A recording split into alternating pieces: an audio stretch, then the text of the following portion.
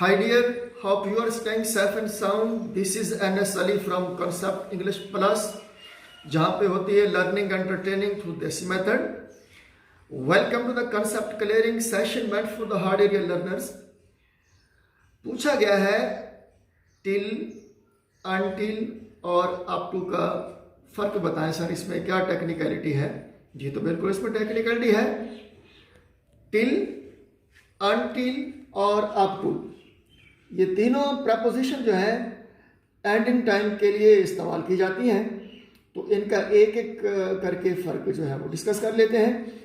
Till और until इनमें कोई फर्क नहीं है.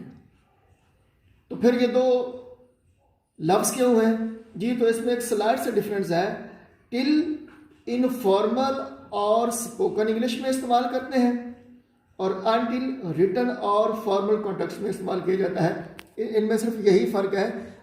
और तर्जमा इसका तक, जो उर्दू का वर्ड है तक, यानी शाम तक, सुबह तक, ब्ला ब्ला ब्ला, इसके साथ किया जाता है. डिफरेंस यही है कि फॉर्मल और इनफॉर्मल में, स्पोकन और रिटन कॉन्टेक्स्ट में इन दोनों को कैसे कैसे फर्क के साथ मत करें. फॉर एग्जाम्पल टिल जो है स्पोकन कॉन्टेक्स्ट या इनफॉर्मल, अगर दो फ्रेंड्स खड़े हैं किसी पॉइंट पे और वो कह रहे हैं कि will play from 5 till 7, will play from 5 till 7, 5 से 7 बजे तक ये खेलेंगे.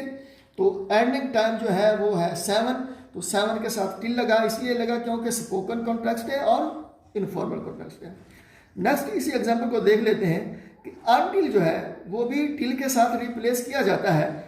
तो फर्क ये हमने वो शेयर किया कि रिटन और फॉर्मल कॉन्टेक्स्ट में अनटिल इस्तेमाल होगा, टिल जो है वो इनफॉर्मल और स्पोकन कॉन्टेक्स्ट में इस्तेमाल होगा. तो फर्ज करें अनटिल का इस्तेमाल कैसे किया जाएगा. मसलन यही जुमला बोलते हैं, they play from 5 until 7, they play from 5 until 7.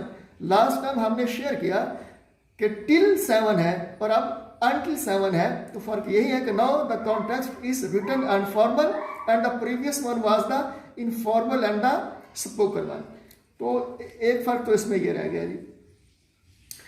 तीसरा जो वर्ड है वो है अप टू.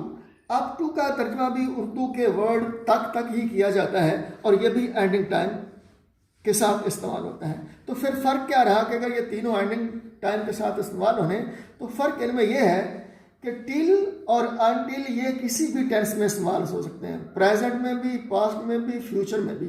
लेकिन अप टू का जो मामला है वो सिर्फ और सिर्फ फ्यूचर में इस्तेमाल होगा और पॉइंट ऑफ टाइम के साथ इस्तेमाल होगा. ये इन तीनों में अगर फर्क करना है, if we are pressed hard to draw a line of demarcation among all these 3 words, this is the difference that up to is used only in future tense with point of time. For example ये एक sentence बोलते हैं कि he will play up to 7. तो up to 7 future में आया है, till will और आगे आया है अप टू. हम अगर ये कहें कि ही प्लेड अप टू 7, तो ये सेंटेंस गलत है. क्यों?